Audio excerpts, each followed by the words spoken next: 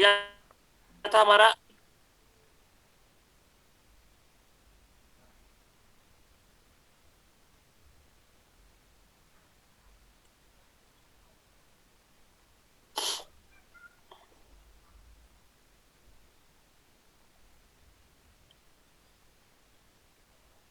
Okay, आज हमारा topic very important topic and that is criminal investigation.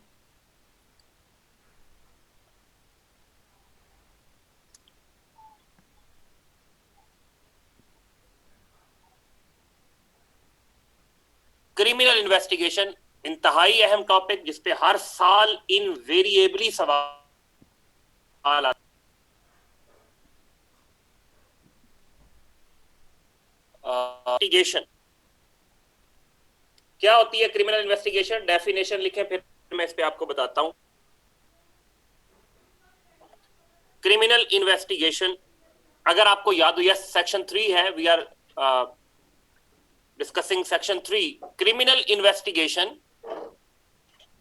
criminal investigation is a process of collection and analysis of evidence in order to identify the offender and prove his guilt in the court of law। Investigation में क्या होता है बुनियादी तौर पे, जब FIR register हो जाती है तो उसके बाद एफआईआर में लगाए गए एलिगेशंस को वेरीफाई करने के लिए, सब्सटेंशिएट करने के लिए इन्वेस्टिगेशन होती है। Are you getting my point students?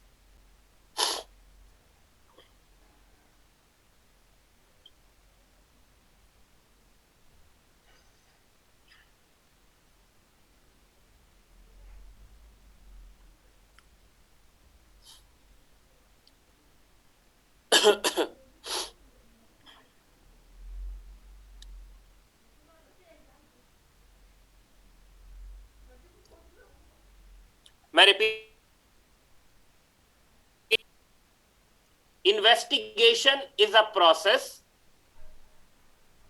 of collection and analysis of evidence, collection and analysis of evidence। Evidence collect किया जाता है, फिर उसे एनालाइज किया जाता है। आपको पता चलता है कि जी मुल्जिम एक्यूज जो है वो उसकी फलां लोकेशन थी, उसकी लोकेशन के लिए आपने रेलिवेंट मोबाइल कंपनी का डेटा निकलवाया, फिर उसे एनालाइज किया कि क्या एक्यूज्ड की लोकेशन वाकई हुई है जिसको अलेज किया जा रहा है, जिसका उस पर इल्जाम लगाया जा रहा है। मैं रिपीट कर देता हूं, समवन में please right it. The process of collection and analysis of evidence in order to identify the offender and prove his guilt in the court of law। Offender को आइडेंटिफाई करना, यहां बात खत्म नहीं होती, यहां बात खत्म नहीं होती ऑफेंडर को महज आइडेंटिफाई करने से, बल्कि आप इन्वेस्टिगेटिंग ऑफिसर ने अक्यूज्ड का, ऑफेंडर का, thank you very much.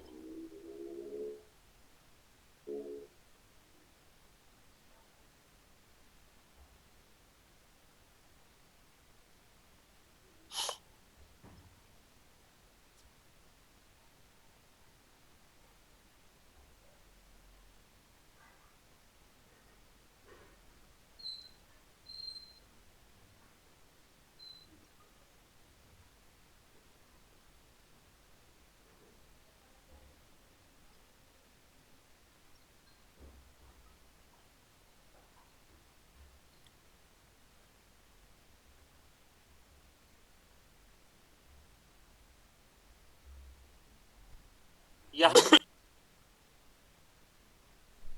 No question.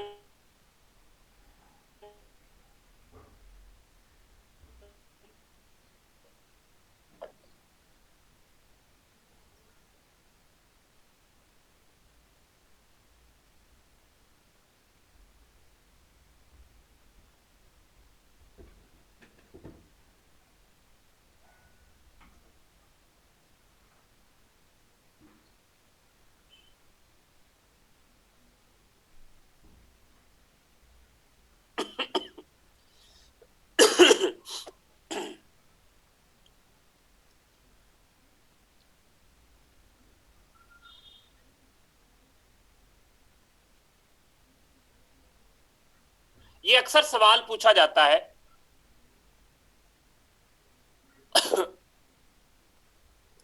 कि what are the principles of investigation, investigating officers को कौन से प्रिंसिपल्स को फॉलो करना चाहिए। What are the principles of investigation, ये तकरीबन हर साल, कोई रॉकेट साइंस नहीं है, ये कॉमन सेंस की बात है। This question is purely based upon common sense. क्या इन्वेस्टिगेटिंग ऑफिसर को अपराइट होना चाहिए, ऑनेस्ट होना चाहिए, वेल वर्स विद लॉ होना चाहिए, वेल वर्स विद टेक्नोलॉजी होना चाहिए, well versed with fact of the case होना चाहिए। इसमें सिंपल ये चीजें हैं। तो आप प्रिंसिपल्स ऑफ इन्वेस्टिगेशन में लिख सकते हैं honesty, integrity, timeliness, compliance with laws, compliance with procedures, use of modern technology, availability of adequate resources. आप समझ रहे हैं मेरी बात?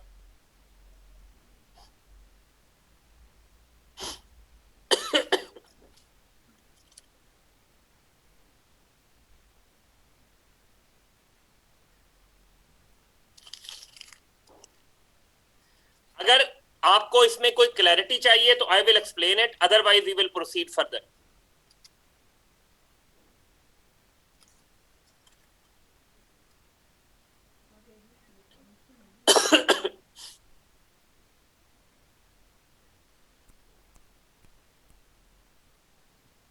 आप देखें, अगर इन्वेस्टिगेटिंग ऑफिसर ऑनेस्ट नहीं होगा, अपराइट नहीं होगा, ऑब्जेक्टिव नहीं होगा, उसे कानून का पता नहीं होगा, उसे टेक्नोलॉजी का पता नहीं होगा। केस है साइबर क्राइम का और मोहम्मद बूटा एएसआई तफ्तीश कर रहा है, जिसको साइबर की सी का भी पता नहीं है कि वो होता क्या है, जिसने कभी सारी जिंदगी कंप्यूटर नहीं चलाया, जिसने सारी जिंदगी मोबाइल नहीं यूज किया, तो क्या वो इन्वेस्टिगेशन कर सकता है?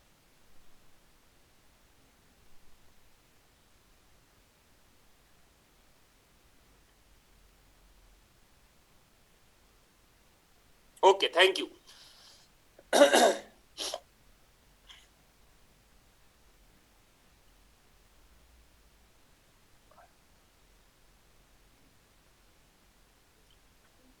हमारा अगला टॉपिक है, हाँ, दो तीन चीजें। पाकिस्तान में जो लॉज डील करते हैं इन्वेस्टिगेशन को, the laws which deals with investigation, उनको हम चार मेजर लॉज कह सकते हैं। There are four major laws which deals with investigation in Pakistan. आपको उनका थोड़ा सा ब्रीफ पता होना चाहिए कि व्हाट दे आर। एक को बेटा हम कहते हैं क्रिमिनल प्रोसीजर्स कोड,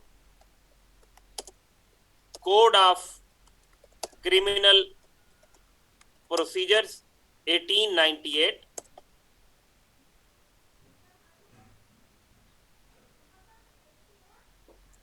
उसके बाद है पुलिस रूल्स 1934।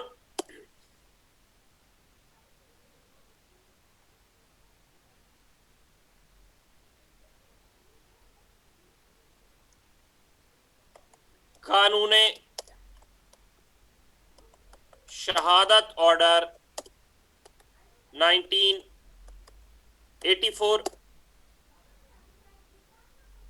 बल्कि आप ये तीन ही लिख लें, the fourth one is not required, तो आप तीन ही लिख लें। These are the three laws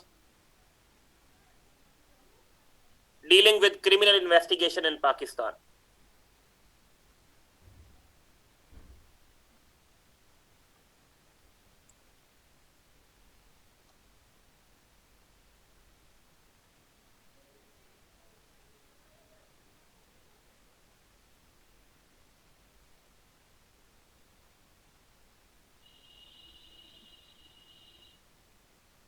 fourth one is police order 2002। लेकिन मसला ये है कि पुलिस ऑर्डर 2002 सिर्फ पंजाब में है, केपीके में पुलिस एक्ट 2017 है, बलोचिस्तान में और है, सिंध में और है, तो आप कंफ्यूज हो जाएंगे, इसलिए मैंने चौथा कानून नहीं बताया।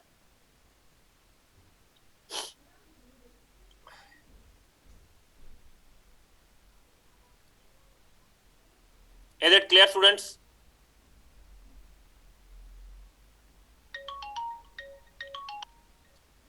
Students just give me a second, एक इंपॉर्टेंट कॉल है, तो just give.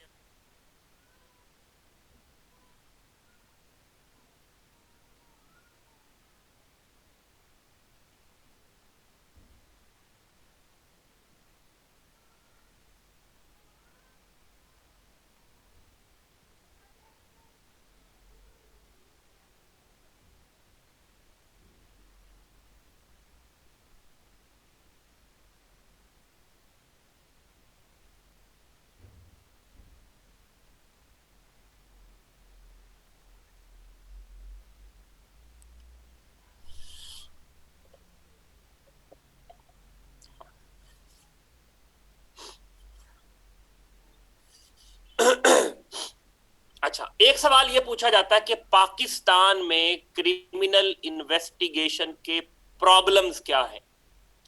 What are the problems of criminal investigation in Pakistan? आप में से ये एक छोटी सी असाइनमेंट है सबके लिए। You all are required to write at least one problem in criminal investigation mechanism of Pakistan.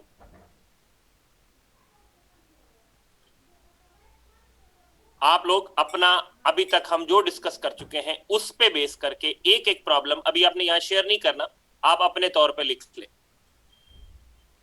जी, सबसे पहले क्रिमिनल इन्वेस्टिगेशन का प्रॉब्लम है overall problem of policing in Pakistan. Criminal investigation police का हिस्सा है, तो पुलिस का महकमा जिन मसाइल से दो चार है, the problems which else the police department at large, वो क्रिमिनल इन्वेस्टिगेशन को भी एल करते हैं, टेंट करते हैं।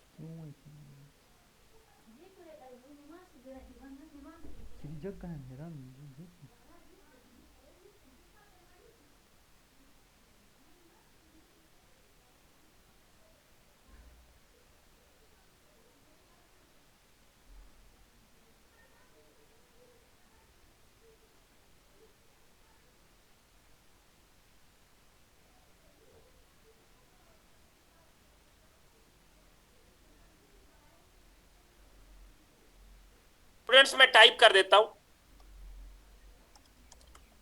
Overall problems of policing in Pakistan. Overall problems of policing in Pakistan. देखिए ना, पुलिस डिपार्टमेंट के जो मसाइल है, पुलिस में करप्शन है तो इन्वेस्टिगेशन में भी करप्शन है, पुलिस में शॉर्टेज ऑफ रिसोर्सेज है तो इन्वेस्टिगेशन में भी शॉर्टेज ऑफ रिसोर्सेज है। तो ये प्रॉब्लम है। जो प्रॉब्लम पुलिस के है, इन्वेस्टिगेशन का फंक्शन उससे इम्यून नहीं रह सकता। अच्छा, अगला problem, the next problem is low conviction rate. Low conviction rate, police officer investigation करके किसी शख्स को ऑफेंडर डिक्लेयर कर देता है और इन्वेस्टिगेशन की क्वालिटी ऐसी होती है कि उस पे कन्विक्शन, अदालत कन्विंस नहीं होती। आप अक्सर सुनते होंगे, आप में से शायद किसी ने पढ़ा सुना हो कि अदालतें अक्सर, in most of the cases, the courts point fingers toward faulty investigation.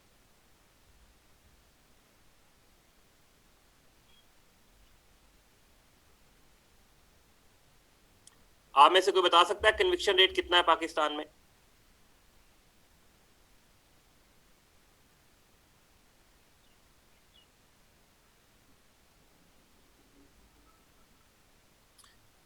lack of coordination between lack of coordination between police and prosecution, lack of coordination between police and prosecution। आप में से प्लीज कोई लिखता जाए जल्दी से। Non use of modern technology, non use of modern technology.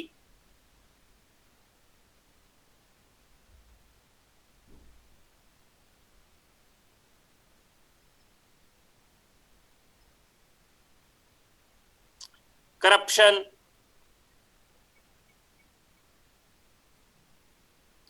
भाई मैं आप लोगों को 8.6 बता चुका हूं।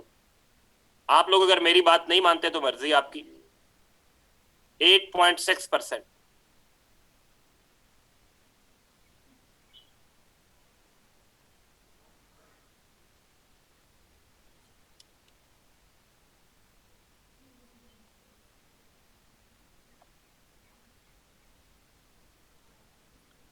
ये मैंने जो 2 पॉइंट्स लिखे हैं, इफ समवन में राइट इट प्लीज, आप में से कोई लिख दे।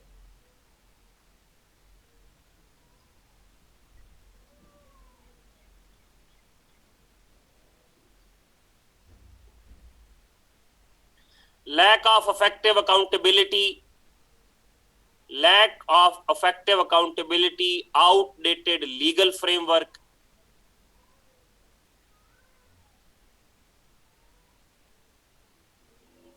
lack of expertise,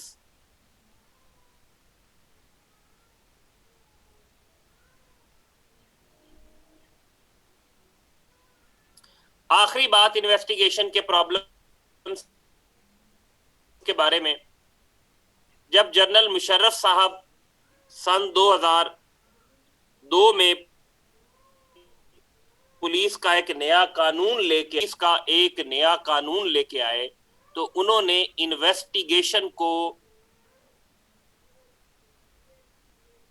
जो major police watch and ward कहते हैं, वॉच एंड वार्ड पुलिस, उससे अलग कर दिया, क्योंकि इन्वेस्टिगेशन एक स्पेशलाइज्ड फंक्शन है। उसकी ऑब्जेक्टिविटी को मेंटेन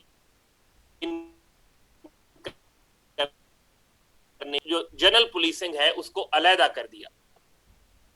ये एक अच्छा स्टेप था, लेकिन उससे क्या हुआ कि एसएचओ की अथॉरिटी कम हो गई, डीपीओ की अथॉरिटी कम हो गई।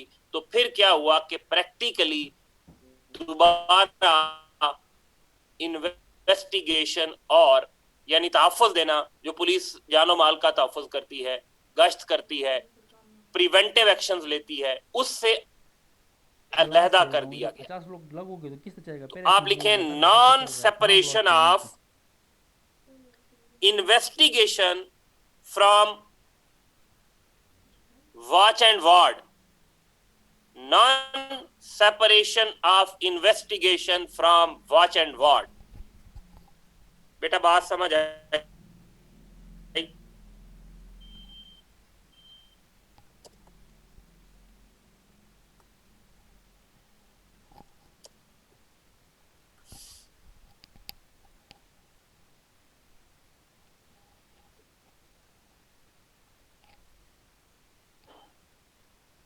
Non separation of investigation from watch and ward. Thank you Afzal Niazi. Sardar Nauman,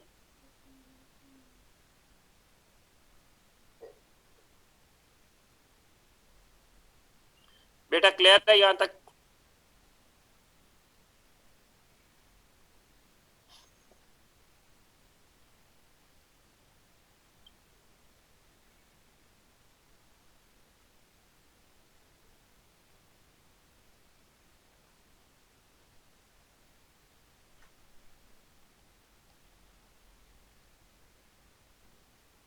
बेटा देखें, एक एसएचओ थाने का इंचार्ज होता है।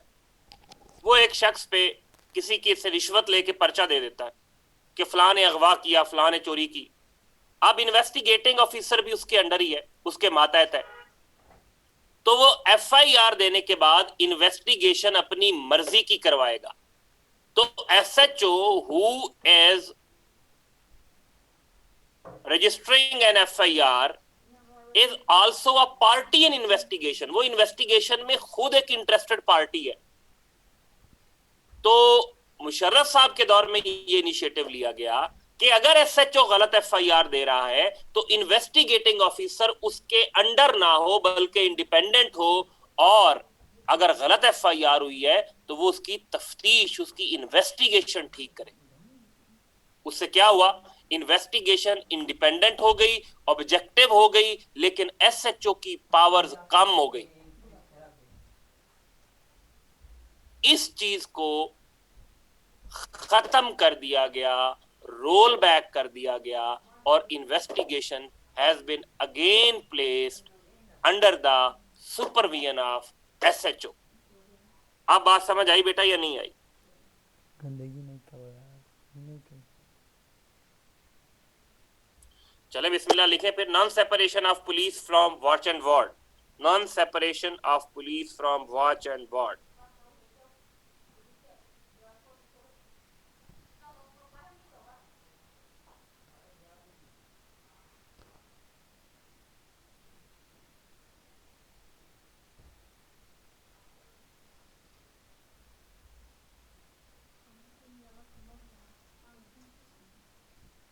छोड़ दो, या फिर रात को तुम लोगों के पीछे घूमना पड़ता है कंबल धो के।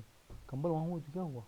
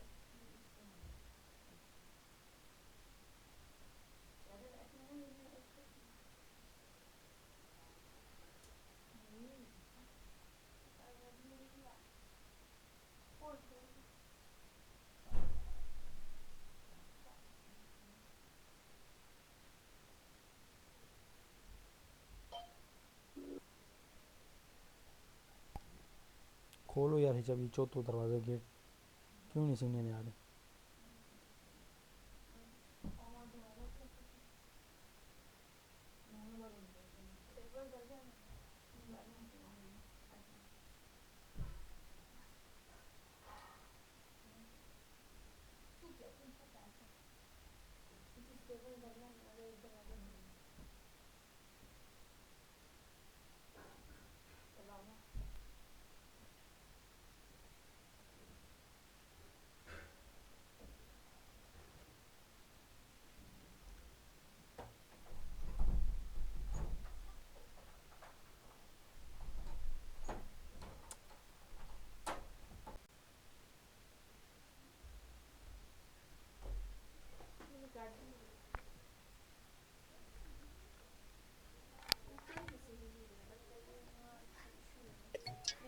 उसके बाद ये क्वेश्चन बनता नहीं है।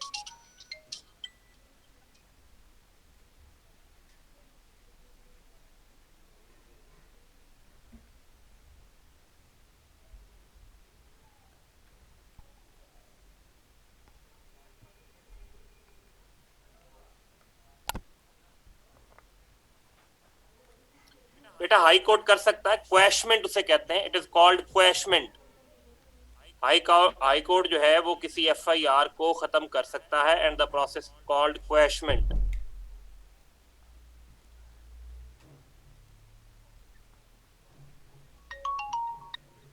हेलो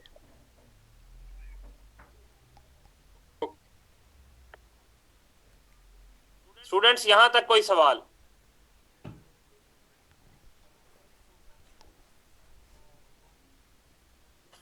बेटा पॉइंट 9 क्या था और 10 क्या था?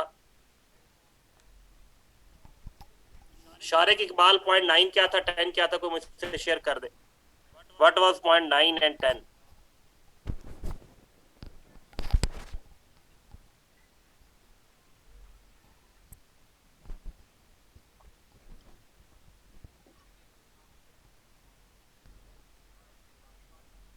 भाई 10 तो मैंने बताया ही नहीं है, कोई पॉइंट 10 तो मैंने हुजूर बताया ही नहीं है, तो फिर 9 जो चीज मैंने बताई ही नहीं है उस पे आप मुझसे क्या जवाब तलबी कर रहे हैं भाई? जो चीज मैंने बताई नहीं उस पे आप क्या जवाब तलबी कर रहे हैं? ये तो ज्यादती है।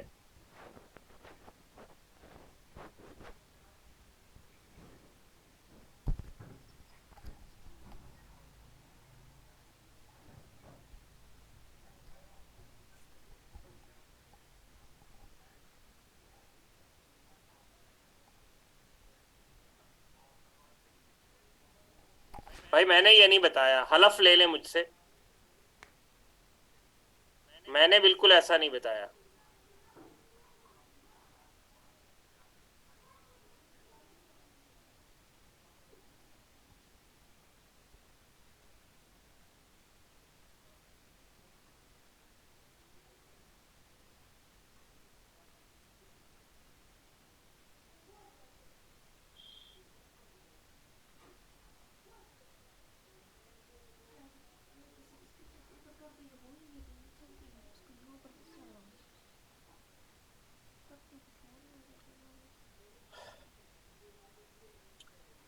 जी, दीज आर द नॉट, मैंने आप लोगों को क्यों कहा कि एक एक प्रॉब्लम खुद लिखें? There are number of other problems, there are number of other problems. आपको एक बात और भी शायद मैंने पहले भी बताई हो कि कोई भी इशू हो, कोई भी एडमिनिस्ट्रेटिव या गवर्नेंस से रिलेटेड इशू हो, तो उसमें parliament, lack of parliamentary oversight, ये आप हर प्रॉब्लम में लिख सकते हैं। हम इन प्रॉब्लम्स को बढ़ा के 50 भी कर सकते हैं। द पॉइंट इज कि आपको डायरेक्शन होनी चाहिए।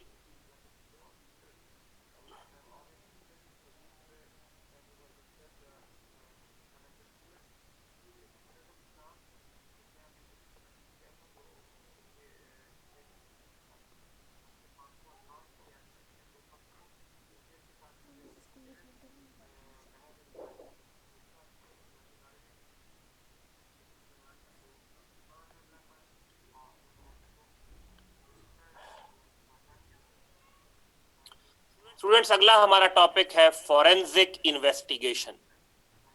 The next topic is forensic investigation. Forensic investigation क्या है? It is use of modern technology in the course of investigation.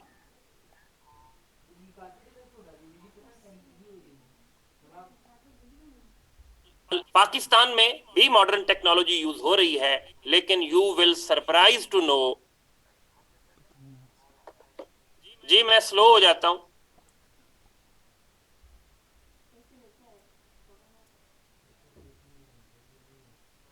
Use of modern technology during the course of investigation, investigation में modern technology का इस्तेमाल is called forensic investigation.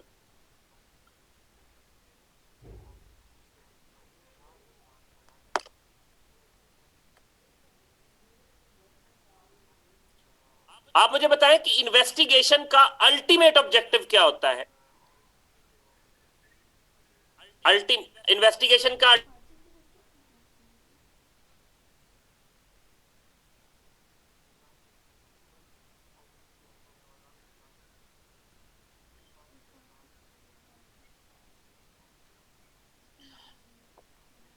कोई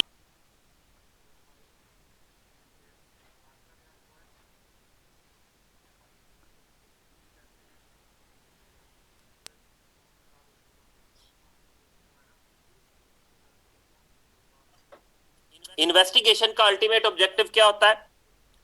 to establish the guilt in the court of law.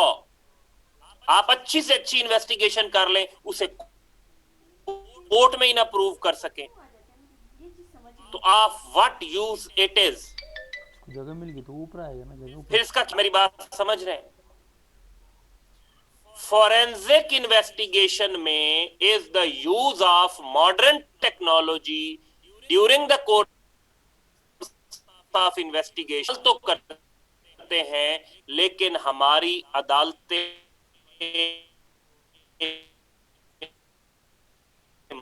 Modern technology, our courts are not very much inclined to appreciate the evidence collected through modern use of technology.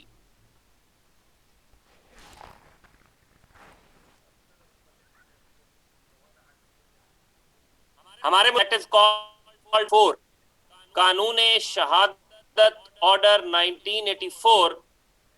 इस कानून के article number 164 के तहत ये कानून गोरा बना गया था। ये बुनियादी तौर पे एविडेंस एक्ट था, रीफ्रेज कर दिया इस्लामी।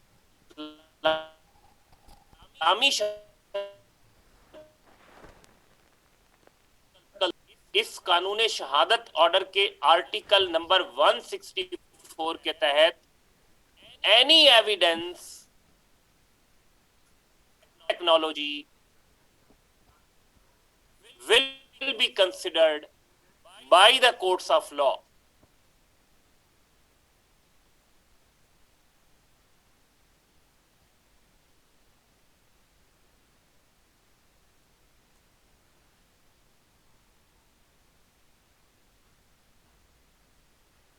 बोल रहे एक बार। तो उन्हें रियलाइजेशन थी कि मॉडर्न टेक्नोलॉजी नई से नई चीजें लेके जाएगी, तो फिर ये कानून में एक ओपन एंडेड क्लाज रख दी गई कि अगर मॉडर्न टेक्नोलॉजी की वजह से कोई चीज, कोई एविडेंस इमर्ज होगा तो कोर्ट्स उस एविडेंस को प्रॉपरली कंसिडर करेंगी। बेटा कितना स्लो।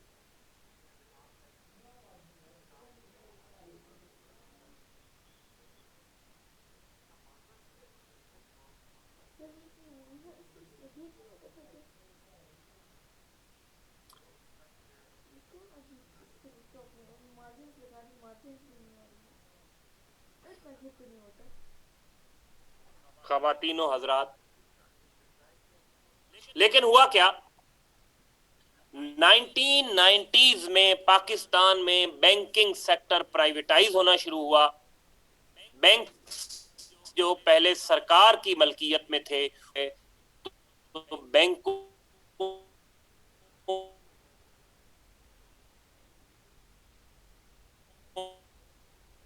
में लेजर होते थे, उनके तहत बैंकों को चलाया जाता था।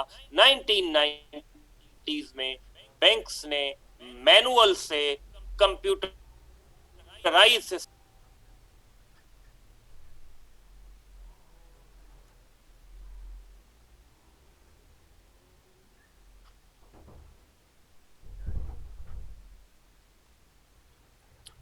प्लीज उस पर फोकस करें। आपको मैं बार बार कहता हूं, आप लोग बिला वजह डी ट्रैक करते हैं। थोड़े से आप लोग मैच्योर हो जाए। जो बात मैं कर रहा हूं, अगर मैं ये टॉपिक कंप्लीट कर लूं, उसमें कोई चीज रह जाए, फिर आप पूछना, आप पूछ सकते हैं। आप बात करते हुए अगर कोई चीज पूछेंगे, इसका मतलब है जो मैं बात कर रहा हूं वो आपके लिए वो आपके लिए इंपॉर्टेंट नहीं है। और मैं आपको एक बात थोड़ी बड़ी ऑनेस्टली बता दूं कि what I am telling you,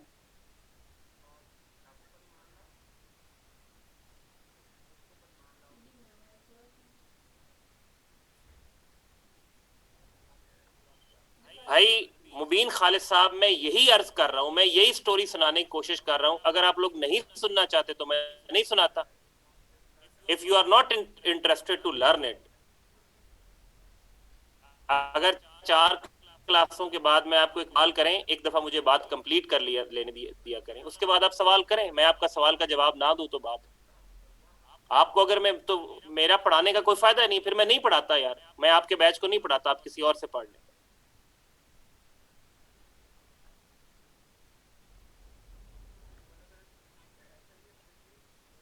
मतलब आप, मैं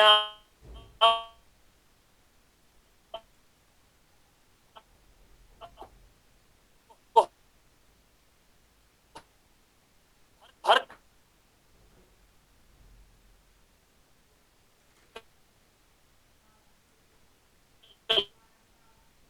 क्लास में बता रहा होता हूँ कि यार मुझे एक चीज कंप्लीट कर लेने दिया करें, आप क्यों डी ट्रैक करते हैं।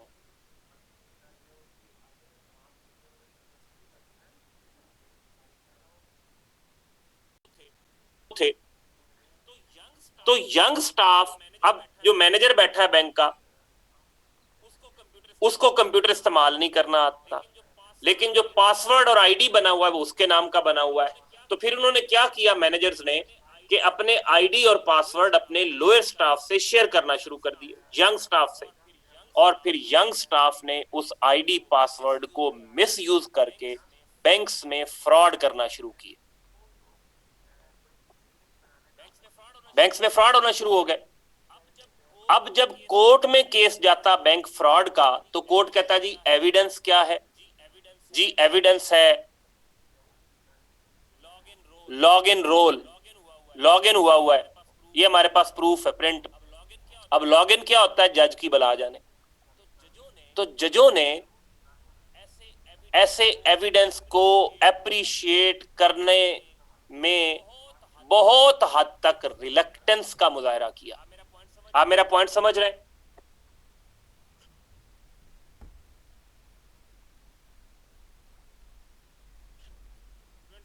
Students, have you got my point? The courts were found reluctant to appreciate the evidence। फिर 2002 में इसी प्रॉब्लम्स को मद्देनजर रखते हुए एक नया लॉ आया जिसका नाम था ETO 2002, इलेक्ट्रॉनिक ट्रांजैक्शंस ऑर्डिनेंस 2002।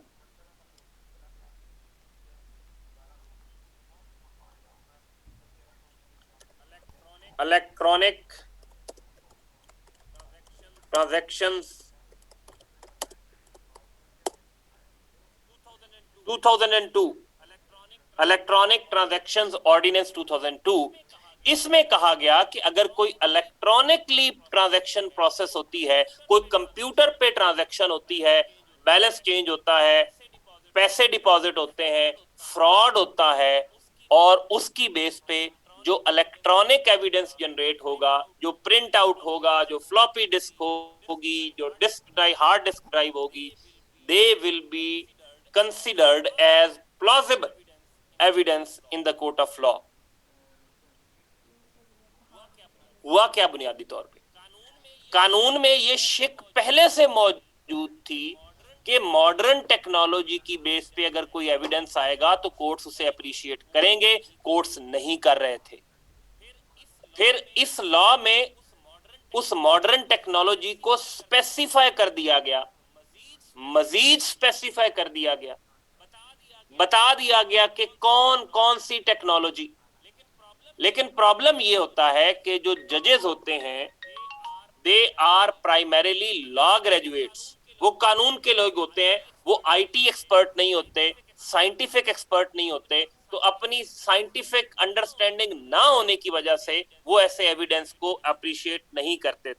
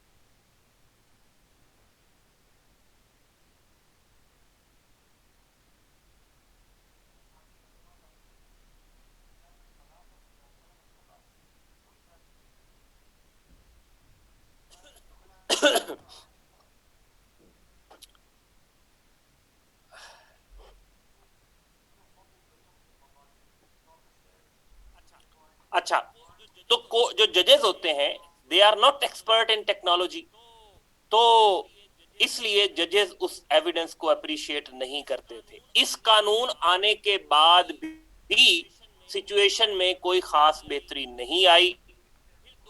फिर 2016 में पाकिस्तान ने एक और लॉ बनाया।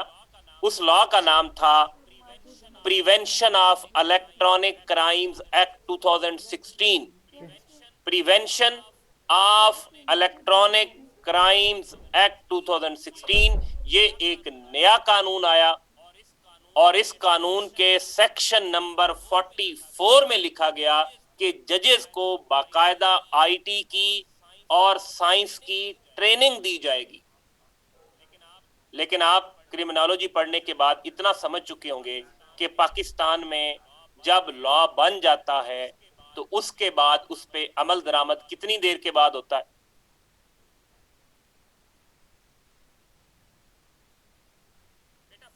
बेटा 44, सेक्शन 44।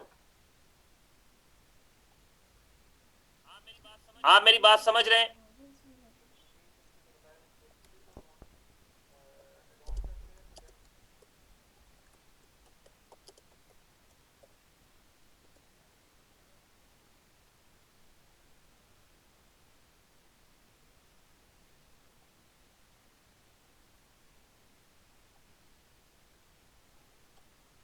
पेज मार्जिन लगाइए, बॉर्डर्स होते जजेस विल बी ट्रेन्ड, जजेस की ट्रेनिंग होगी ताकि वो उनके पास कोई एविडेंस आए तो वो उस एविडेंस को समझ सकें कि ये कॉम्पैक्ट डिस्क क्या होती है, ये आपकी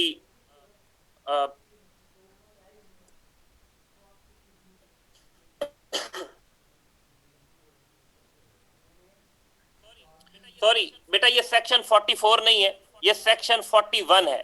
it is section 41, not 44, rather it's section 41। Technology के डायनामिक्स क्या होते हैं ये जजेस को बताया जाएगा ताकि टेक्निकल केसेस आए तो उनको थोड़ी बहुत अंडरस्टैंडिंग हो। आप मेरी बात समझ रहे हैं? हैं।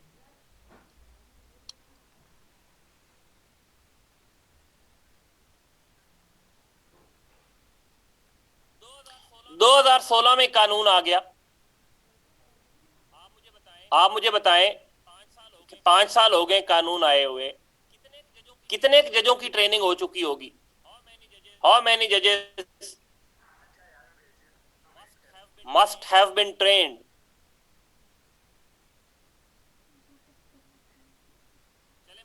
चले मुबारक हो, इतनी तो क्रिमिनोलॉजी की आपको समझ आ गई है। आप इतना क्रिमिनोलॉजी को समझ चुके हैं, दैट्स गुड।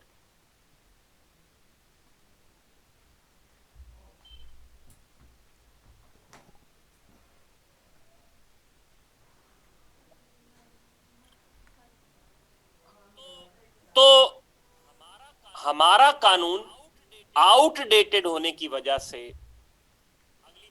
अगली बात मैं आखिरी बात कर रहा हूं और ये बहुत अहम बात है, ये आपने याद रखनी है।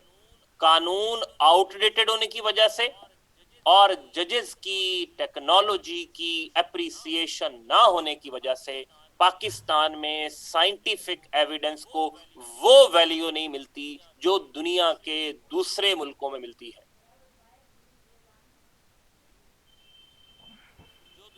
जो दुनिया के दूसरे मुल्कों में मिलती है। एग्जाम्पल आपके सामने है।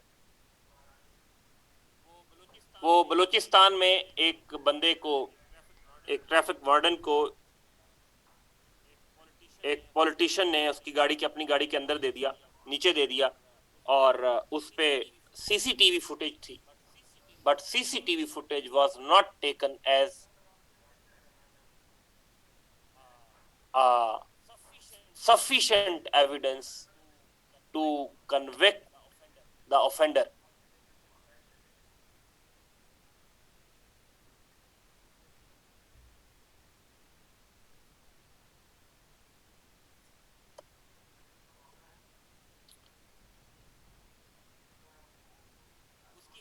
उसकी वजह यह है कि हमारे यहाँ जो सबसे अहम एविडेंस है, जो सबसे जरूरी एविडेंस है, दैट इज आक्यूलर एविडेंस, चशमदीद गवाह। आक्यूलर एविडेंस, चशमदीद गवाह, उसकी टेस्टिमनी की, उसकी गवाही की बुनियादी अहमियत है, बाकी गवाहियों की उतनी अहमियत नहीं है।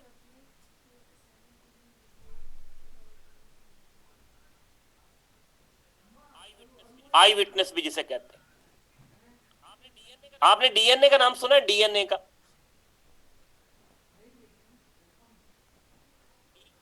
डीएनए कितना एक ऑथेंटिक होता है आपके ख्याल में?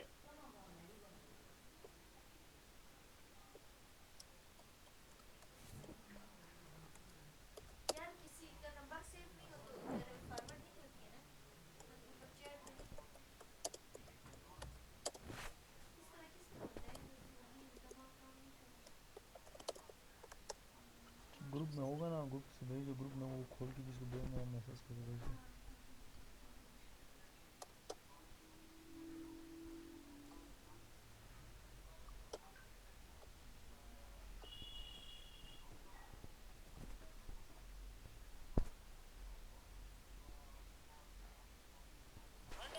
हंड्रेड परसेंट दुनिया में 100% समझा जाता है।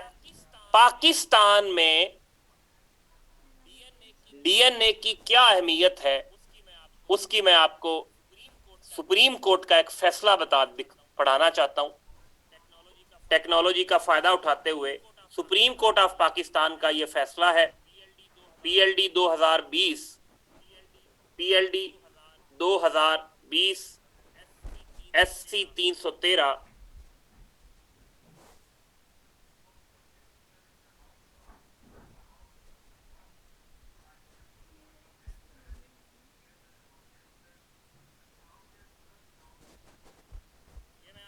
ये मैं आपसे शेयर कर रहा हूं।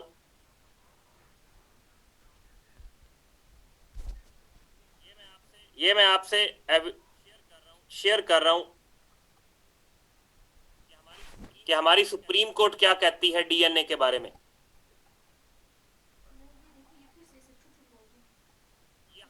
यहां से अगर ये मैंने इसे, ये पाकिस्तान लॉ साइट है, ये हाईलाइट नहीं होती, ये यहां से जहां लिखा हुआ S376/1 जहां मेरा कर्सर है, मोबाइल में तुम खोल हमारी दो, सुप्रीम मोबाइल में कोर्ट अपने कहती है कर लो डीएनए डाउनलोड, वो टेस्टिंग एंड अच्छे से मैचिंग प्राप्त होती है, नॉट सबको सही अ रहती है। रिक्वायरमेंट कुछ ऑफ लॉ मिस्टेक भी रहती है उसको पीडीएफ में वेयर कन्वर्ट रेप कर हैज लो बीन जाके। एस्टैब्लिश्ड।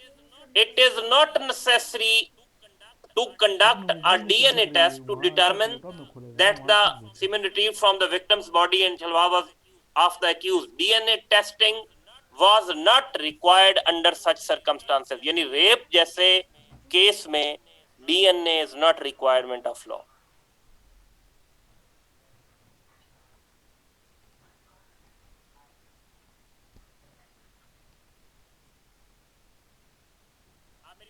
आप मेरी बात समझिए स्टूडेंट्स।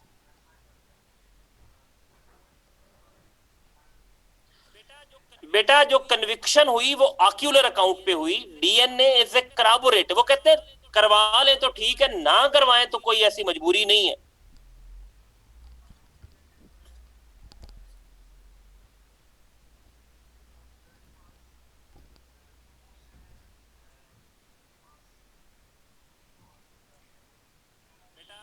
बेटा निश्तर अब्दुल रहमान, मैंने आपको सुप्रीम कोर्ट ऑफ पाकिस्तान का फैसला बता दिया है।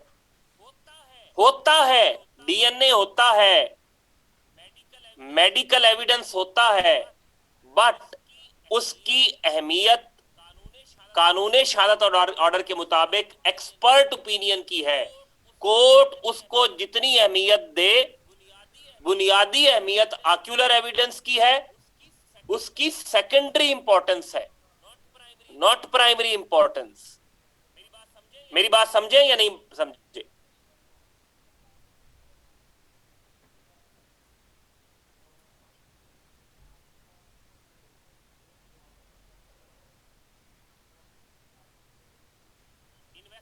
इन्वेस्टिगेशन एविडेंस पे होती है, लेकिन अदालत जिस चीज को सब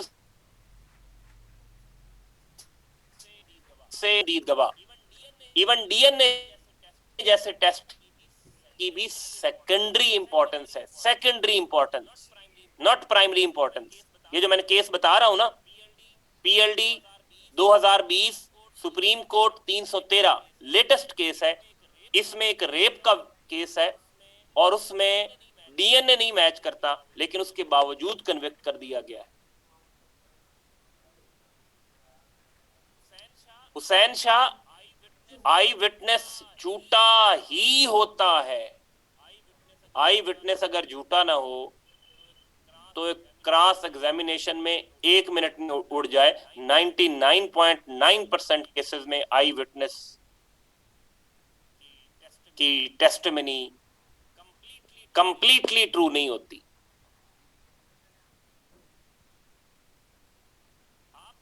आपको एक और एग्जांपल बताऊं, आपको एक और एग्जांपल बता देता हूं जल्दी से। बस ठीक है तो। आपने स्किज़ोफ्रेनिया का नाम सुना है? स्किज़ोफ्रेनिया एक साइकोलॉजिकल डिजीज है।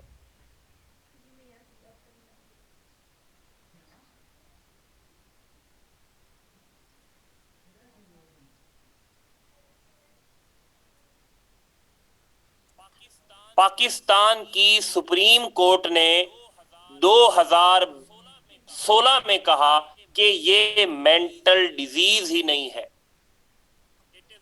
It is not a mental disease at all. ये एक मेंटल डिजीज ही नहीं है। मैं आपसे शेयर कर रहा हूं कि in the eyes of supreme court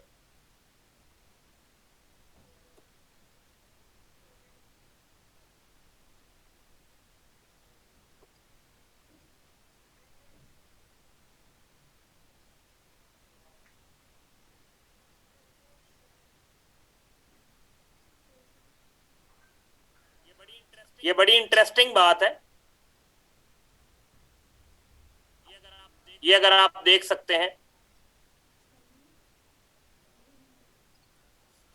schizophrenia not a mental illness, SC paves for इमदाद अली एग्जीक्यूशन। इमदाद अली एक शख्स है जो इस डिजीज का पेशेंट था और दुनिया के कानून के मुताबिक जो इनसेन पर्सन हो अगर वो जुर्म करे तो उसे जुर्म नहीं समझा जाता। लेकिन सुप्रीम कोर्ट ने होल्ड किया कि पाकिस्तान की सुप्रीम कोर्ट ने कि स्किज़ोफ्रेनिया, मुझे ऑनेस्टली टेक्निकलिटीज का आइडिया नहीं है, I couldn't search about this disease, लेकिन जो मैंने सुना उसके मुताबिक it is a serious mental disorder. अब हुआ क्या, सुप्रीम कोर्ट ऑफ पाकिस्तान ने, जजेस के पास ये इख्तियार होता है कि अगर किसी टेक्निकल मैटर में उन्हें किसी की असिस्टेंस चाहिए हो तो वो ले सकते हैं, जिसको एमिकस कोराए कहते हैं। लाइक सुप्रीम कोर्ट के पास एक अकाउंटिंग का केस है, अकाउंटिंग से रिलेटेड केस है। अब जजों को तो अकाउंटिंग नहीं आती, तो वो फिर किसी अकाउंटिंग एक्सपर्ट की असिस्टेंस लेंगे, हेल्प लेंगे, उसको कहते हैं एमिकस कोराए। एमिकस कोराए जिसका मतलब होता है friend of court, friend of court. इस केस में भी, जिसकी मैं आपको एग्जांपल शेयर कर रहा हूं, इसमें the assistant from a friend of court was sought, जिसकी बेस पे एक बंदे को फट्टे चढ़ा दिया गया, फांसी चढ़ा दिया गया। ये केस इतना ग्लेयरिंग था, सीरियस था कि एक शख्स ने ये डॉन के लेटर्स में, लेटर टू एडिटर में लिखा। ये देखें, ये एक डॉक्टर राशिद खान साहब हैं जिन्होंने on behalf of Pakistani psychiatrist association UK, उसमें उसने ये लेटर लिखा। ये देखें, ये सुप्रीम कोर्ट का फैसला 21 अक्टूबर का है और इसने 27 अक्टूबर को ये लेटर लिखा डॉन में कि पाकिस्तान के टॉप कोर्ट को ये पता ही नहीं है कि ये इलनेस क्या है, और उनको जिसने बताया है, जिसने असिस्टेंस दी है, that person is not well versed with the nature of this disease.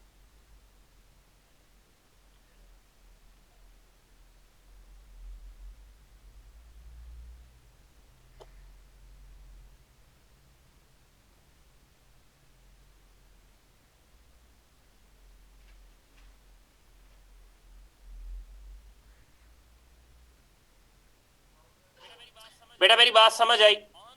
On the face of it,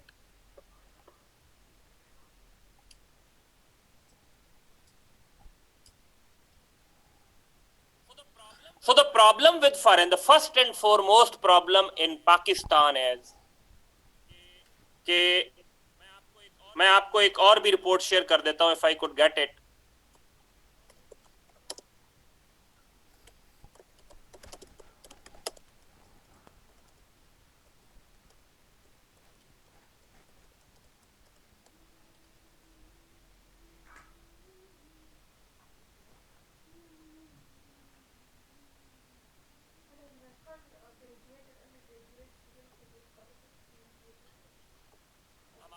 हमारे मुल्क में जो स्टडीज हुई हैं हमारे लो कन्विक्शन रेट पे, तो उसकी एक यही वजह है कि हमारी कोर्ट्स साइंटिफिक एविडेंस को अप्रिशिएट नहीं करती.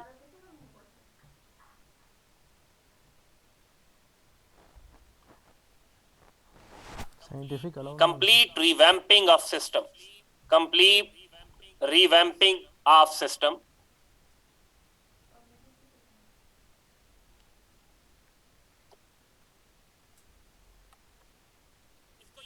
इसको हम यही क्लोज करते हैं.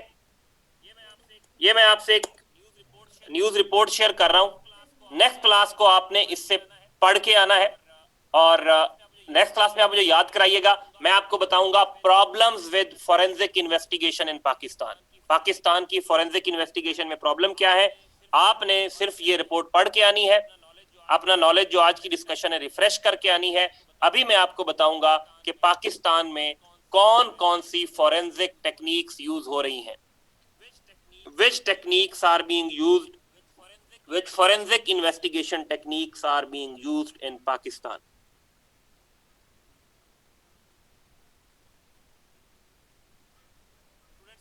Students got my point?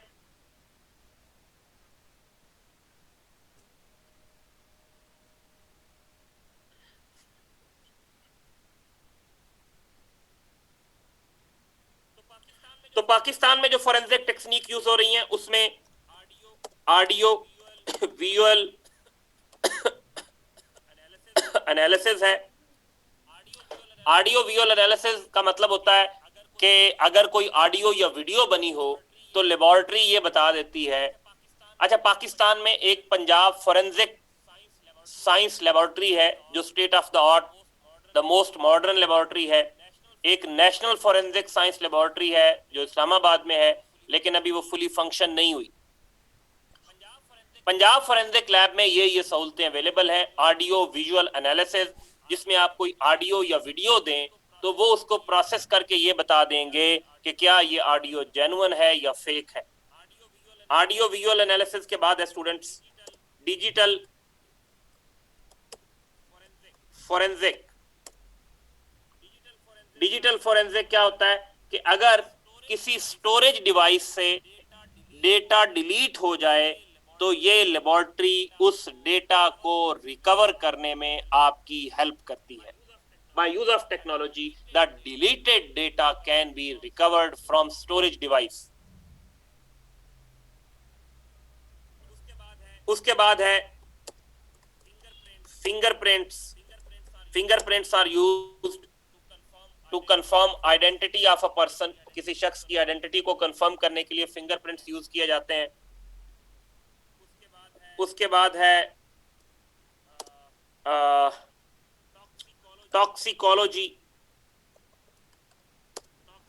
Toxicology का मतलब क्या होता है कि अगर कोई टॉक्सिक मटेरियल यूज होता है, किसी की डेथ हो गई, उसको कोई पॉइजन दिया गया, तो ये लेबोरेटरी उसके एनालिसिस से बता देगी कि किस शख्स को कौन सा जहर दिया गया, कितने बजे जहर दिया गया. तो ये सारी डिटेल्स जो है ये आपको टेक्नोलॉजी बता देती है. उसके बाद स्टूडेंट्स ये समझ आ रही है?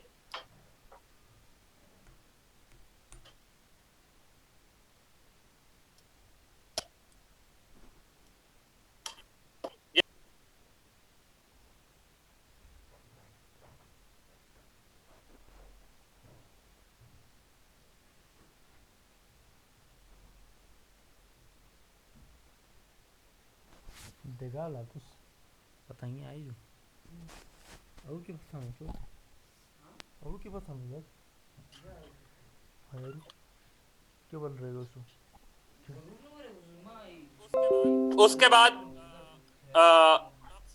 टॉक्सिकोलॉजी के बाद ट्रेस केमिस्ट्री। ये क्या होती है कि किसी क्राइम सीन से बेशक कोई छोटी से छोटी चीज मिल जाए, बेशक बाल मिल जाए, बेशक नाखून मिल जाए, कोई चीज, ट्रेस का मतलब होता है वेरी स्मॉल क्वांटिटी। ट्रेस का मतलब तो उससे किसी शख्स की आइडेंटिटी का पता चल सकता है। यानी आप किसी शख्स का बाल लिबा। Are you getting my point students? चलो मला लगेच काय क्या नहीं चाहिए। इसको थोड़ा सा इन टर्म्स को आप लोगों ने खुद भी सर्च करना है। I myself not well versed with these terms. मुझे इसका बहुत ज्यादा मुझे भी अंडरस्टैंडिंग नहीं है। उसके बाद है पोलीग्राफ। ओके भाई भी बोलना चाहिए नहीं चला। इमरान अयाद सिर्फ ये कंप्लीट कर लेने दें, फिर नमाज की ब्रेक कर लेते हैं। Just me let me complete it please. Polygraph, polygraph को लाई डिटेक्टर भी कहते हैं। आपको मशीन के साथ बांध दिया जाता है और मशीन अटैच कर दिया जाता है एक्चुअली। तो मशीन बताएगी कि आप सही बोल रहे हैं या गलत बोल रहे हैं, सच बोल रहे हैं या झूठ बोल रहे हैं।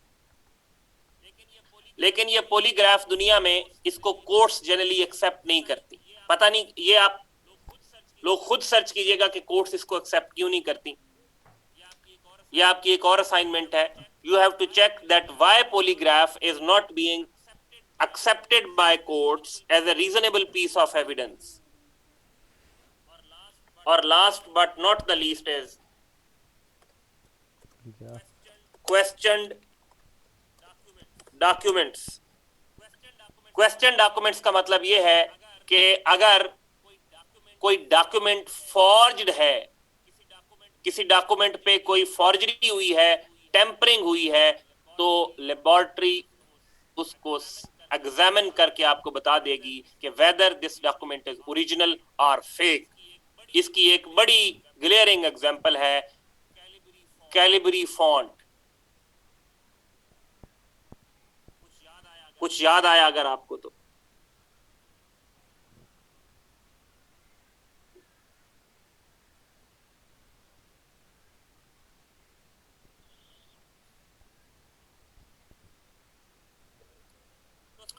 तो students, these are instruments of modern technology. ये मॉडर्न टेक्नोलॉजी के इंस्ट्रूमेंट्स हैं फॉरेंसिक इन्वेस्टिगेशन के। तो अभी ब्रेक कर लेते हैं नमाज की 10 मिनट की, और इंशाल्लाह 10 मिनट के बाद कंटिन्यू करेंगे।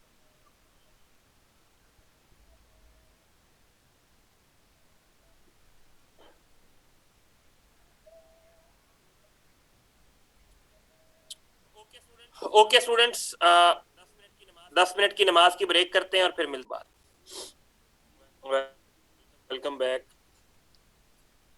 हम क्या डिस्कस कर रहे थे?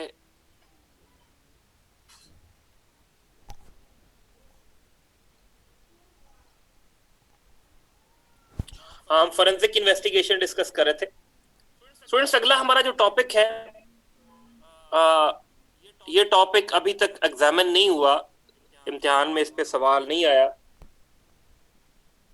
तो चूंकि पहले इस पे इम्तिहान में सवाल नहीं आया, तो इस दफा इस पे सवाल आने के काफी चांसेस हैं।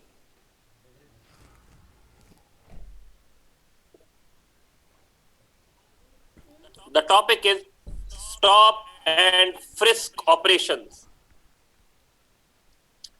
The stop and frisk operations.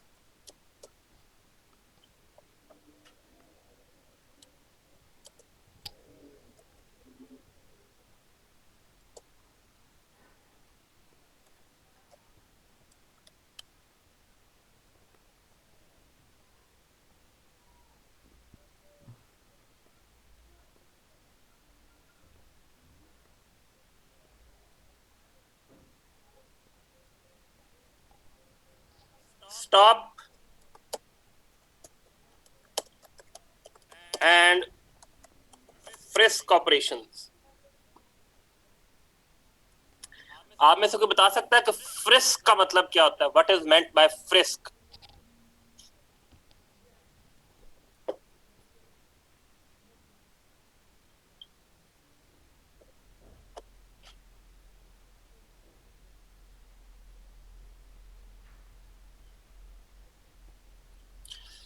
जी, तो जनाब स्टॉप एंड फ्रिस्क का मतलब होता है जब पुलिस रैंडमली किसी को रोक के उसकी तलाशी लेती है। That is that is called stop and frisk operations. इसको टेरी ऑपरेशंस भी कहते हैं। Terry, TERRY, Terry. It is called Terry as well. इसको टेरी ऑपरेशंस क्यों कहते हैं? क्योंकि इसकी इब्तदा अमेरिका में हुई। हुआ क्या, ये बात है 1960s की, 1960 की दिहाई की बात है। एक American police officer American state Ohio में किसी शख्स की नजर आया जो अपनी मूवमेंट से मशकूक या सस्पिशियस लगता था। उस शख्स का नाम टेरी था। पुलिस ऑफिसर ने उसे रोका। जब उसे रोका, उसकी तलाशी ली, तो उससे अनऑथोराइज्ड आर्म्स बरामद हुए, पिस्टल बरामद हुआ, बगैर असले के। उस पे केस हुआ। ने अदालत में ये प्ली ली, ये मौक़िफ़ इख्तियार किया कि पुलिस का रोल तब शुरू होता है जब कोई शख्स जुर्म करता है। सिर्फ सस्पिशन की बुनियाद पे किसी को रोक के उसकी तलाशी लेना बुनियादी हुकूक की खिलाफ वर्जी है। ये केस अमेरिका की सुप्रीम कोर्ट तक गया और अमेरिका की सुप्रीम कोर्ट ने 1968 में इस केस को डिसाइड किया और इस केस का टाइटल है टेरी वर्सेस ओहायो स्टेट 1968। टेरी वर्सेस ओहायो स्टेट 1968। मैं आपको ये बताता चलूं कि अमेरिका की सुप्रीम कोर्ट के 9 जज होते हैं। देयर आर 9 जजेस in American supreme court. Pakistan की सुप्रीम कोर्ट में 17 जजेस होते हैं, 17। लेकिन अमेरिका की सुप्रीम कोर्ट में साल में 100 से भी कम केस जाते हैं। पाकिस्तान की सुप्रीम कोर्ट में 15,000 केसेस फाइल होते हैं ऑन एवरेज।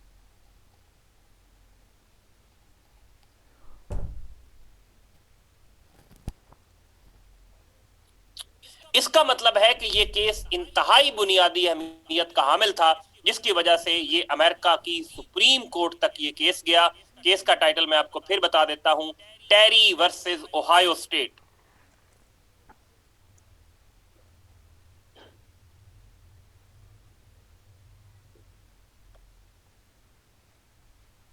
बात समझ रहे हैं स्टूडेंट्स?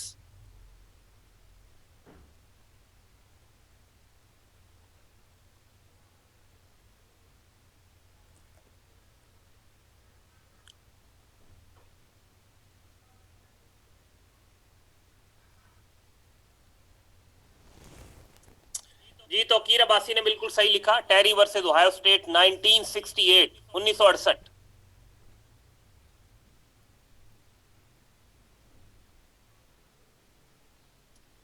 इस केस में student supreme court of India US ने कहा कि पुलिस के बुनियादी फराइज में शामिल है कि वो क्राइम को प्रिवेंट करे।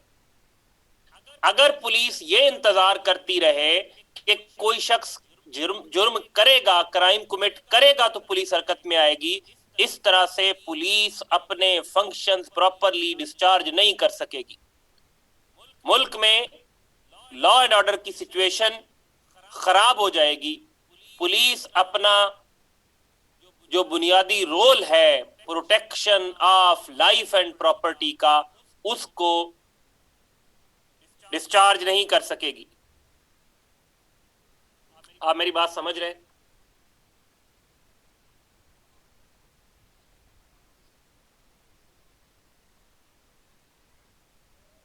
बेटा, यहां तक बात क्लियर है?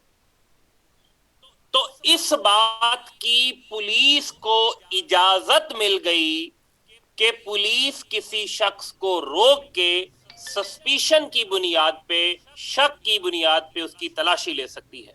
ये है कहानी सारी।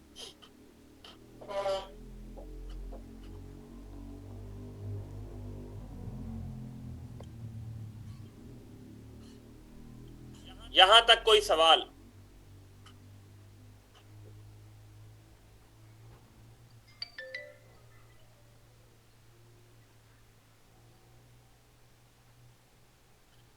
बेटा, पाकिस्तान में भी इसको स्नैप चेकिंग कहते हैं, इसको रैंडम चेकिंग कहते हैं। जब पुलिस किसी शख्स को रोक के, आपको पुलिस के नाके पे जाते हुए, कहीं किसी बिल्डिंग में एंटर करते हुए पुलिस आपको रोकती है, आप पैदल जा रहे हो, आप बाइक पे जा रहे हो, गाड़ी पे जा रहे हो, पुलिस आपको रोकती है। और पुलिस को इस तरह रैंडमली रोक के चेकिंग की इजाजत पुलिस ऑर्डर 2002 का सेक्शन 125 देता है। Under section 125 of police order 2002, the police official is authorised to randomly search any person.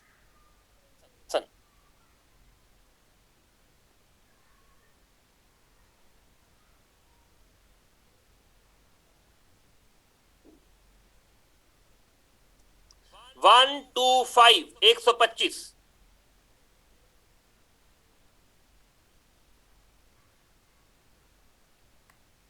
लेकिन लेकिन लेकिन स्टूडेंट्स, लेकिन आप में से मेजॉरिटी लोगों का जब कभी ऐसा वास्ता पड़ा हो पुलिस से, जब पुलिस ने आपको रैंडमली रोक के सर्च किया हो, तो आपका एक्सपीरियंस कैसा होता है? Generally how is your experience?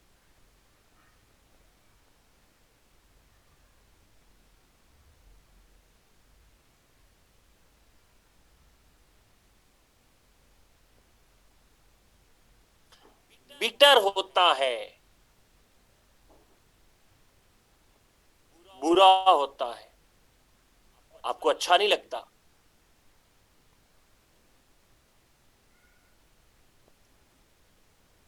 आप एक चीज और भी अप्रिशिएट करेंगे कि आम लोगों का पुलिस से वास्ता पड़ता है जब आपका कोई पुलिस केस होता है, आप थाने में जाते हैं, या आप कंप्लेनेंट होते हैं, या आप मुलजिम होते हैं। ऐसे लोग जिनका वास्ता पुलिस से थाने में पड़ता है, उनकी तादाद बहुत लिमिटेड है। बहुत कम लोग ऐसे हैं, बहुत कम लोग ऐसे हैं जिनका पुलिस से वास्ता थाने में पड़ता हो, जो किसी क्रिमिनल केस में हो। पूरी आबादी का वो 0.00001% से भी कम है। तो मेजॉरिटी ऑफ द पीपल, उनकी इंटरेक्शन पुलिस से इसी स्नैप चेकिंग के थ्रू होती है। तो जब स्नैप चेकिंग के थ्रू आपकी पुलिस से इंटरेक्शन होती है, तो आपका एक्सपीरियंस पुलिस के साथ अच्छा नहीं होता। तो क्या मैं कह सकता हूं कि ये स्नैप चेकिंग ही है जो कि पुलिस के नेगेटिव इमेज की सबसे बड़ी वजह है?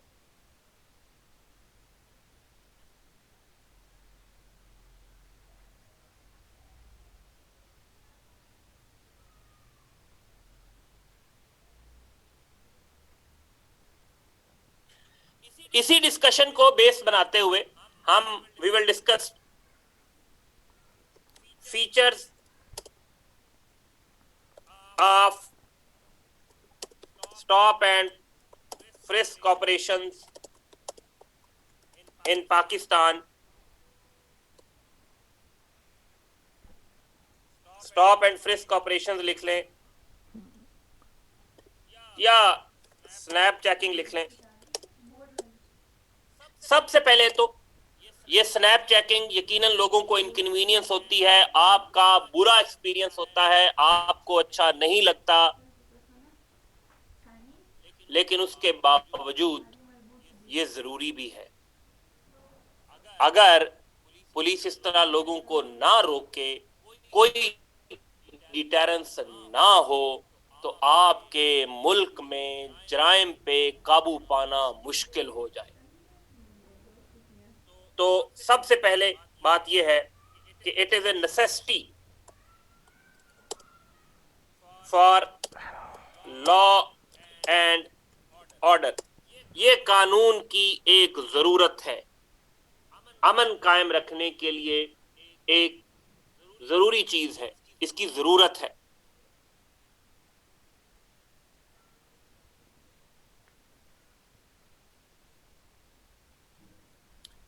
The first thing is it is a necessity for law and order. The second thing is it is authorized by law. ये कानून भी इसकी इजाजत देता है। नंबर 3,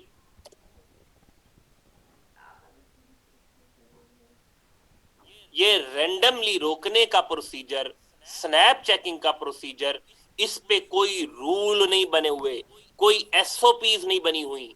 किसको रोकना है किसको नहीं रोकना, ये वहां जो पुलिस का ऑफिशियल लोअर रैंक ऑफिशियल खड़ा है, ये उसकी जिम्मेदारी है। तो आप उसकी डिस्क्रेशन है, उसकी सवाबदीद है। तो आर्बिट्रेरी, ये आर्बिट्रेरी प्रोसीजर है। Number 4,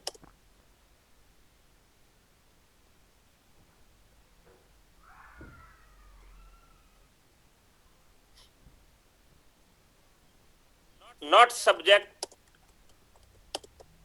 to not subject to formal SOPs, इस पे कोई एसओपीज नहीं है, कोई एसओपीज इस पे नहीं बनाई गई।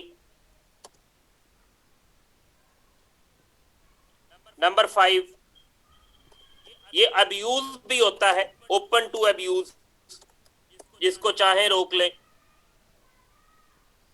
और number 6, one of the major reasons of negative image of police, police के मनफी इमेज की भी एक बहुत बड़ी वजह ये स्टॉप एंड फ्रिस्क ऑपरेशन है। बेटा यहां तक बात समझ आई?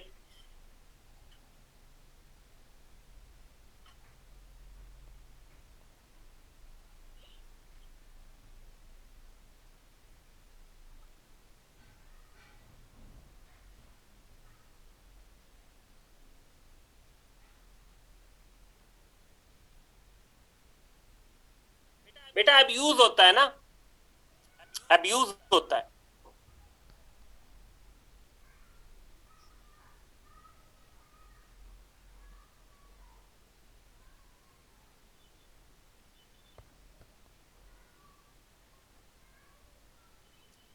अब दो चीजें सामने आई, एक तो ये जरूरी भी है और इसका इस्तेमाल गलत हो रहा है। तो फिर इसका हल क्या है कि इसके इस्तेमाल को बेहतर किया जाए,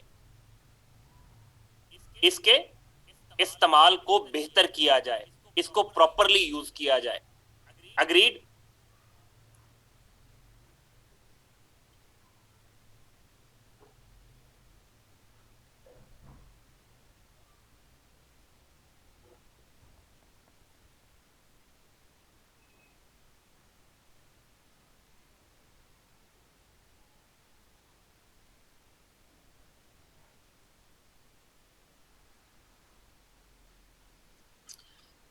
तो फिर measures to reform the process of snap checking in Pakistan, the mechanism of snap checking suggest कर सकते हैं, वो मैं लिखता जाता हूं। अगर आपको समझ ना आए तो आप मुझसे पूछ लीजिएगा। सबसे पहले तो फ्रेमिंग ऑफ एसओपीज, इस पे आप प्रॉपर एसओपीज फ्रेम करें कि आप किसको रोकेंगे, कब रोकेंगे, उसका प्रोसीजर क्या होगा, प्रॉपर एसओपीज हो।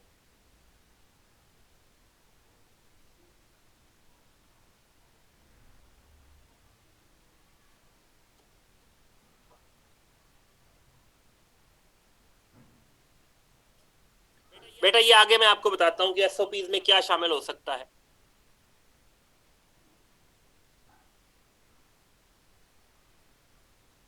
आई विल एक्सप्लेन इट, थोड़ा सा होल्ड करें। नंबर 2, होता क्या है कि आप लाहौर से आ रहे हैं, आपको पिंडी में किसी पुलिस वाले ने रोका, आपने आगे मरी जाना है, आपसे रिश्वत ली, आपको जाने दिया। अब उस वक्त आप क्या कर सकते हैं? आप कहां कंप्लेंट लॉन्च करेंगे? आप किसके पास जाएंगे? आप कहते हैं चलो यार जान छुड़ाओ, निकल जाओ। लेकिन अगर वहां कोई प्रॉपर कंप्लेंट रेजोल्यूशन मेथड हो, आपको कोई ऐसा एवेन्यू दिया जाए कि आप पुलिस ऑफिशियल के बिहेवियर के खिलाफ कंप्लेंट कर सकें, तो फिर पुलिस ऑफिशियल पे चेक होगा, डिटेरेंस क्रिएट होगी। तो आप लिखें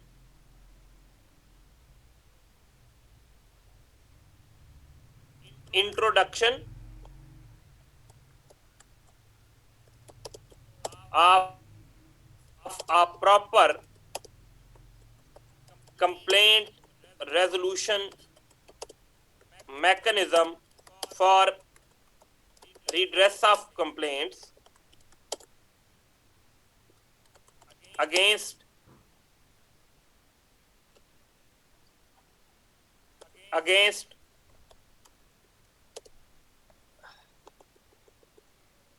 misconduct of police official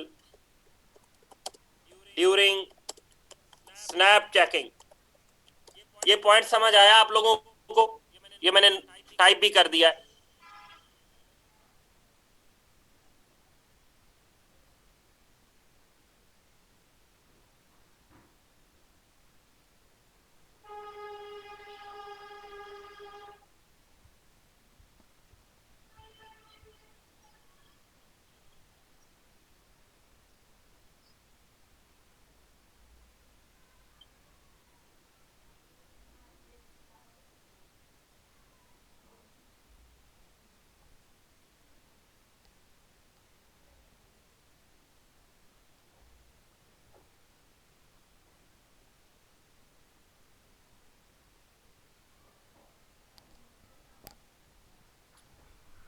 उसके बाद students, installation of toll free number at police barriers for lodging complaint against misconduct of police officials।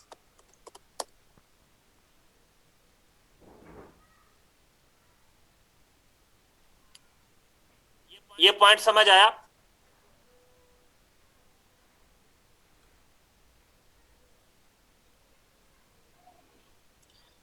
अगर आपके पुलिस ऑफिशियल को पता होगा कि अगर मैं गलत करूंगा तो यहीं से एक फ्री नंबर पे कॉल करके मेरी कंप्लेंट हो जाएगी, तो ये भी उस पे चेक के तौर पे काम करेगा।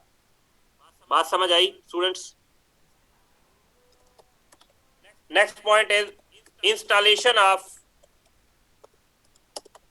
Cameras, CCTVs to monitor the conduct of police officials deputed on barriers। बात समझ आई? बेटा टोल फ्री नंबर होता है, आप उसे कॉल फ्री कह ले, toll free, TOLL toll.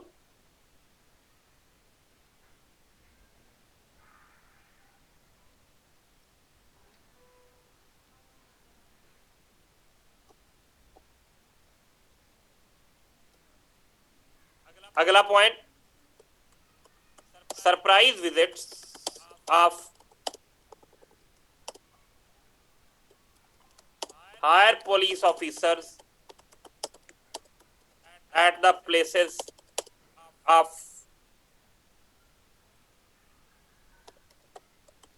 Checking, at the place of checking. अगर पुलिस के जो आला अफसरान हैं वो पीरियोडिकली उस जगह को विजिट करते रहेंगे तो फिर भी लोअर ऑफिसर्स के लिए इस तरह से एक्सेसेस कमिट करना मुश्किल हो जाएगा।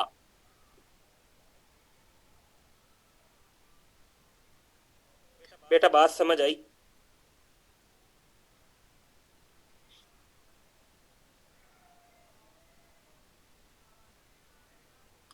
आप मुझे अगली बात बताएं स्टूडेंट्स। आप अपनी बाइक पे जा रहे हैं या गाड़ी पे जा रहे हैं, आपको एक पुलिस ऑफिशियल रोकता है,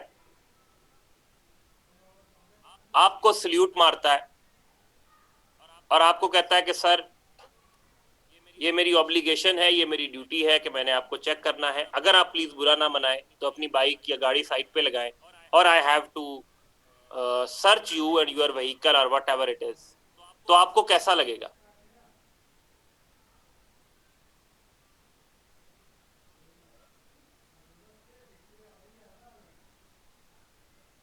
तो प्रॉब्लम प्रोसीजर में भी नहीं है, फिर असल प्रॉब्लम पुलिस ऑफिसर के रवैये में है, बिहेवियर में है। तो behavioural training of police officials, आप उनकी ट्रेनिंग करें।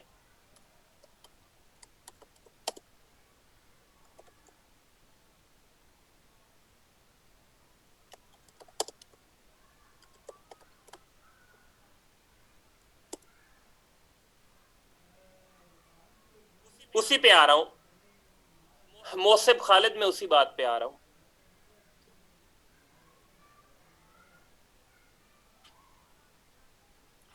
बेटा प्रॉब्लम पुलिस वालों का भी नहीं, सिर्फ सिर्फ पुलिस वालों का नहीं, पब्लिक का भी होता है। किसी बड़े बंदे को अगर पुलिस रोक ले, किसी लैंड क्रूजर वाले को, किसी बड़े सरकारी अफसर को, तो वो 1 मिनट में कहता है मैं तुम्हारी अभी वर्दी उतरवा दूंगा, अभी वर्दी उतरवा दूंगा, अभी ये कर दूंगा, अभी वो कर दूंगा। एट मेनी अ टाइम्स ये जो पुलिस वाले आपको जालिम नजर आते हैं, ये बेचारे कभी आप उनकी साइड पे देखें तो ये एक इंतहाई मुश्किल नौकरी है पुलिस की। They are vulnerable, duty timings, odd hours, lack of job security, फिर वो बेचारे मरते भी हैं, शहीद भी नहीं होते, तमगे भी नहीं मिलते, घर भी नहीं मिलते।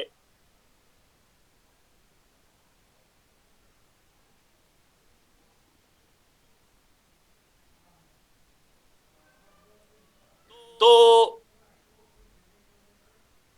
फिर क्या होता है? आप put your self in shoes of a police official. उसने एक प्राडो वाले को रोक लिया, उसने प्राडो वाला उतरा, उसने उसको सही सलवातें सुनाई, उसको इंसल्ट किया, ह्यूमिलिएट किया। थोड़ी देर बाद कोई मस्कीन सा बंदा बाइक पे आ गया, तो क्या इस बात की लाइकलीहुड नहीं है कि वो जो ह्यूमिलिएशन पुलिस ऑफिशियल को एक एलीट के हाथों फेस करना पड़ी, वो उसका गुस्सा एक आम आदमी पे निकाले?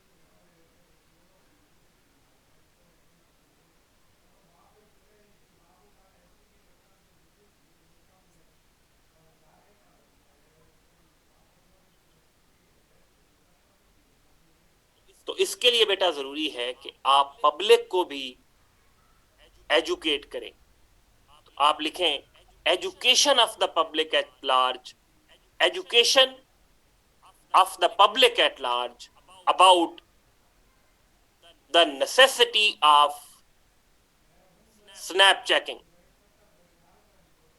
Education of the public at large.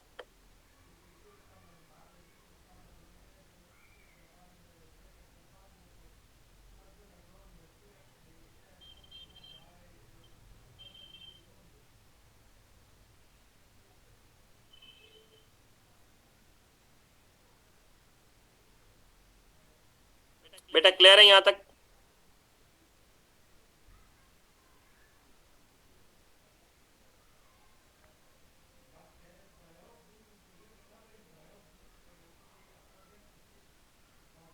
ये यहां तक कोई सवाल?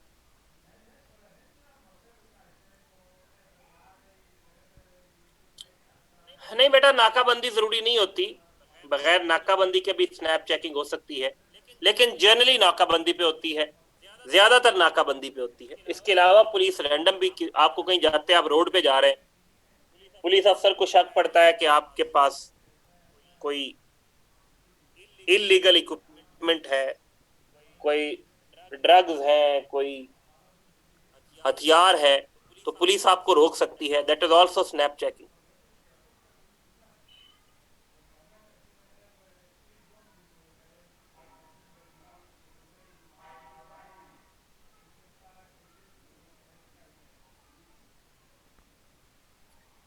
बेटा बात समझ आई?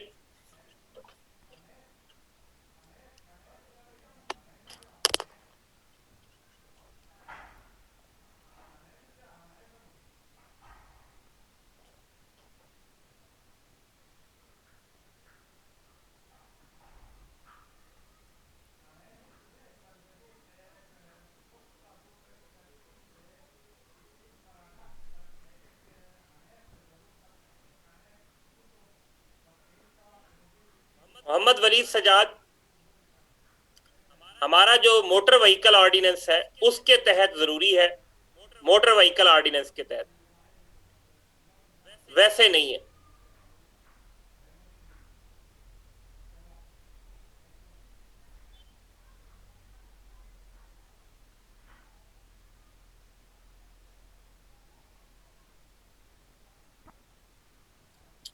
चलें जी, अगर आप लोग थक गए हैं तो एनफ फॉर टुडे। बेटा दो तरह के ऑफेंसेस होते हैं। There are two types of offences, cognizable और non cognizable. There are two types of offences. हमारे जो क्रिमिनल जस्टिस सिस्टम है, हमारा जो क्रिमिनल सिस्टम है, उसमें दो तरह के ऑफेंसेस हैं। एक को हम कहते हैं कॉग्निजेबल और दूसरे को कहते हैं नॉन कॉग्निजेबल। कॉग्निजेबल को उर्दू में कहते हैं काबिले दस्तंदाजी पुलिस, और नॉन कॉग्निजेबल नाकाबिले दस्तंदाजी पुलिस। कॉग्निजेबल ऑफेंसेस में पुलिस बगैर वारंट के गिरफ्तार कर सकती है।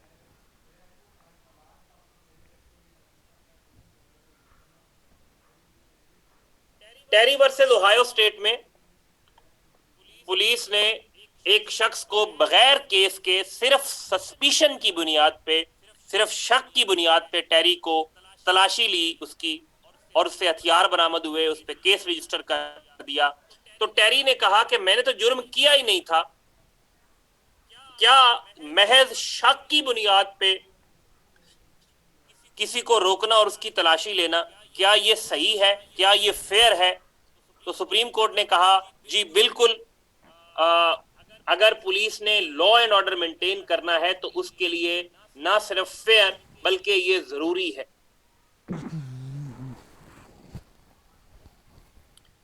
Any other question students?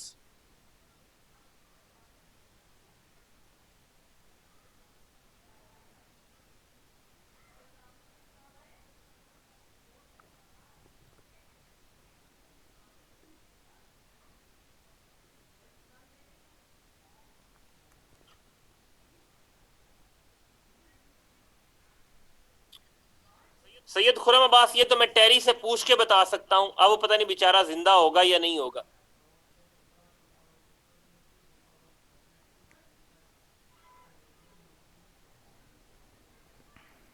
ऐसा है कि I am not aware of the laws pertaining to arms in USA, मुझे उसका आइडिया नहीं है बेटा। But word unauthorised arms use हुआ है, तो ऐसा तो नहीं कि आप अगर वहां अलाउड है तो आप बेशक तोप लेके फिरते रहें,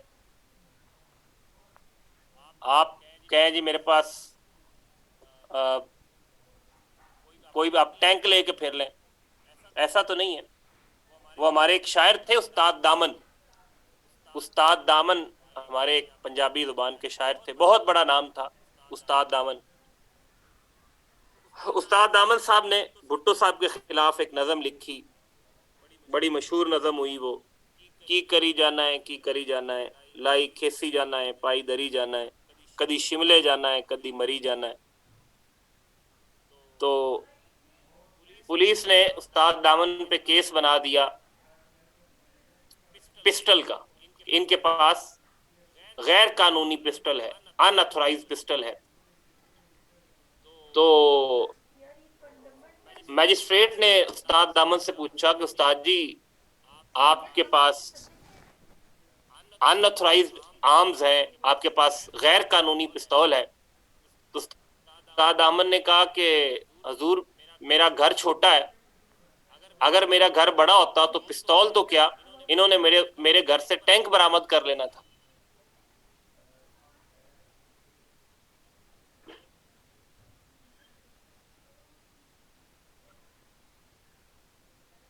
इस्लामिक हेल्थ सिस्टम अब क्या है, ये आप बताएं मुझे, सबर पे। Brief introduction Islamic health system, इसमें सब कुछ आएगा ना। मुझे क्या करके है ये?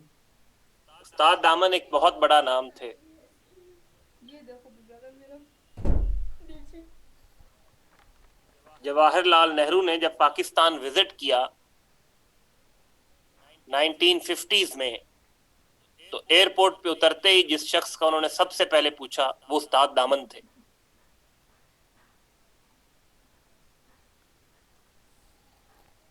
कैसे आधा सकता है तुम्हारा बेटा, मैं तो पास करके। आपको पता है आर्म्स का लाइसेंस, अगर आपके पास लाइसेंस है तो आप रख सकते हैं। If you have a licence तो आप रख सकते हैं आर्म्स।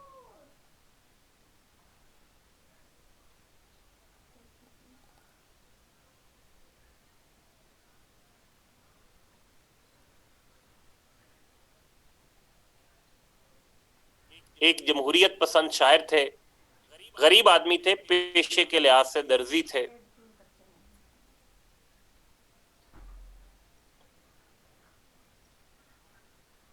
तो उन्होंने सब हुक्मरानों के खिलाफ लिखा, अयूब खान के खिलाफ लिखा।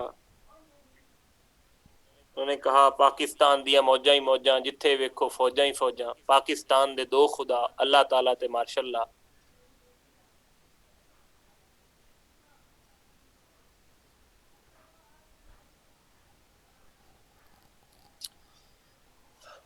उन्होंने इंडिया में एक नज़म पढ़ी थी, बड़ी टची थी वो, कि इंडिया में मुशाहरा हुआ तो उसमें उन्होंने नज़म पढ़ी थी कि आज़ादियां दे हथों बदनाम यारो, होए तुसी भी हो, होए आज़ादियां दे हथों बर्बाद यारो, होए तुसी भी हो, होए असी भी हाँ, होए तुसी भी हो, सोए रोए तुसी भी हो, रोए असी भी हाँ।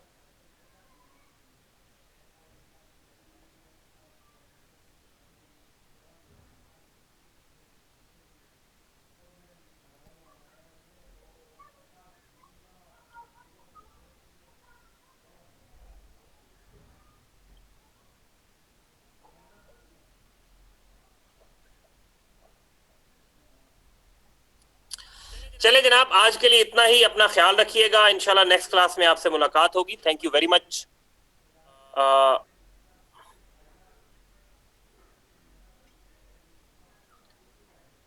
Thank you students, Allah Hafiz.